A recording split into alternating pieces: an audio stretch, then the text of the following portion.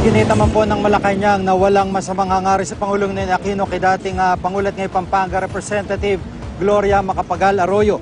Ito'y kasunod ng payag ni Ilocos Norte Representative Imelda Marcos na hindi raw makatao ang pagtrato ng Administrasyong Aquino kay Arroyo.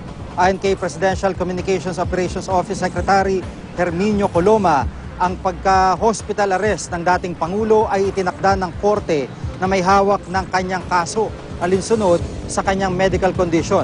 Binisita kahapon ni Marcos Arroyo sa VMMC. Nauna na ring bumisita doon ang mga dating Pangulong sina Joseph Estrada at Fidel Ramos. Hindi naman daw ikinababahala ng palasyo ang pagbisita ng iba't ibang kilalang personalidad kay Arroyo. President Aquino holds no ill will towards former President Arroyo. Karapatan nila na gawin yung ginawa nila at buo ang kanilang laya na ginawa yon. Wala namang masama sa kanilang ginawang pagdalaw.